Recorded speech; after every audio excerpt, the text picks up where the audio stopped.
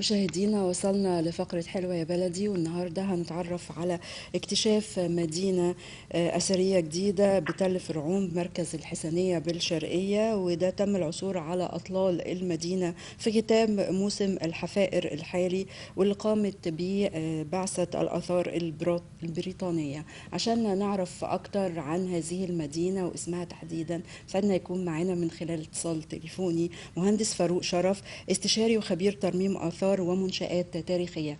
أهلا بحضرتك يا باشمهندس. اهلا يا استاذه نوح، ازاي الصحه؟ أهلا بحضرتك، وعايزين نعرف أكتر عن هذا الاكتشاف الأثري ومدينة كاملة بيتم كشفها أو كشف أنقاضها. اسم المدينة إيه؟ اسمها مدينه ايمت. إيمت.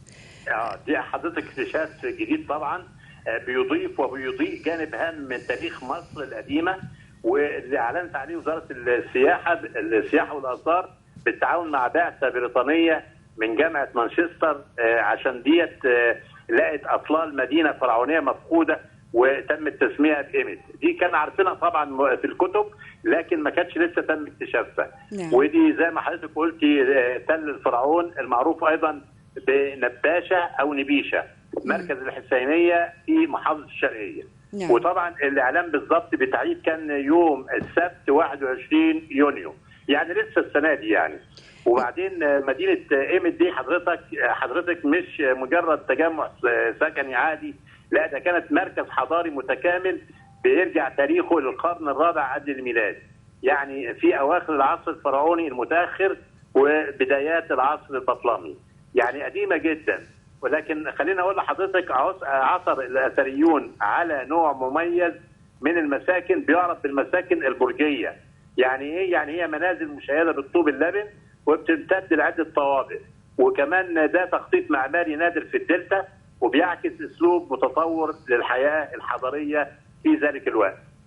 حضرتك خليني اقول لحضرتك برضو الكشف شمل ايضا في منشات اقتصاديه مهمه، عشان يعني اماكن لتخزين الغلال وايواء الحيوانات، وده بيدل على ان المدينه كانت عباره عن مركز زراعي وتجاري نشيط بيخدم الاقليم كله واللي حواليه. نعم. وطبعا ايضا كان في الحفائر اللي قامت بيها جامعه مانشستر مع الاثار بتاعتنا. ظهرت حفائر لبقايا معبد كبير مكرس للاله واجد.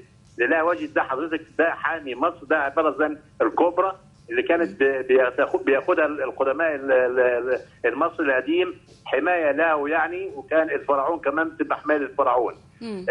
ودي طبعا ارتبطت بالشعائر والطقوس الحياه اليوميه للسكان دول.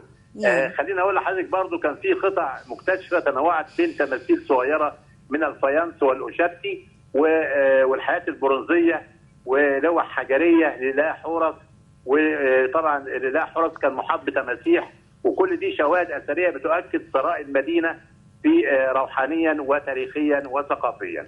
وعلى فكره حضرتك مدينه ايمت ديت ورد ذكرها في النصوص المصريه القديمه كعاصمه للاقليم ال19 من اقاليم الوجه البحري قبل ما تتنقل الزعامه الى مدينه تينيس.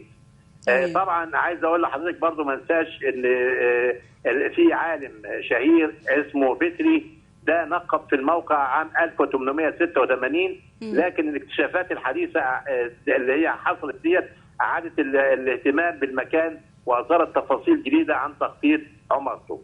طبعا انا عايز اقول لحضرتك ان الكشف ده بيضيف صفحه جديده لسجل الدلتا القديمه، وبيبرز ان المصري القديم مش بارع بس في بناء الاهرامات والمعابد، لكن كان ايضا في تخطيط المدن المتكامله اللي تجمع بين السكن وطبعا بيبقى فيها حياه واقتصاد وعباده. نعم.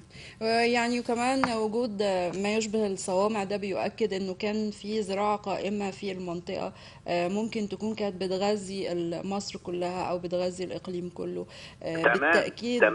بالتاكيد مع التطور في استخدام الوسائل الحديثه في التنقيب وفي الكشف عن الاثار، ده هيخلينا نكتشف اماكن اكتر واكتر ومناطق يمكن تكون اندر كمان من اللي تم اكتشافها باذن الله. تمام يا فندم، تمام. انا عايز اقول لحضرتك ان مدينه ايمت ديت طبعا كانت مضموره تحت الرمال لقرون طبعا كبيره جدا، لكن الحضاره ديت كانت ضاربه في الجذور وكانت مكتوبه في الكتب عندنا نعم.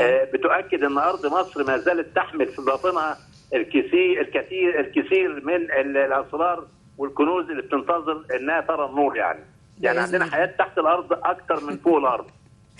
بإذن الله يعني يتم اكتشاف كل قطعة أثرية وكل موقع أثري على أرض مصر، لأنه الأماكن متفرقة، ويمكن بنقول أنه تلت آثار العالم موجودة في مصر، ويمكن أكتر كمان من تلت آثار العالم.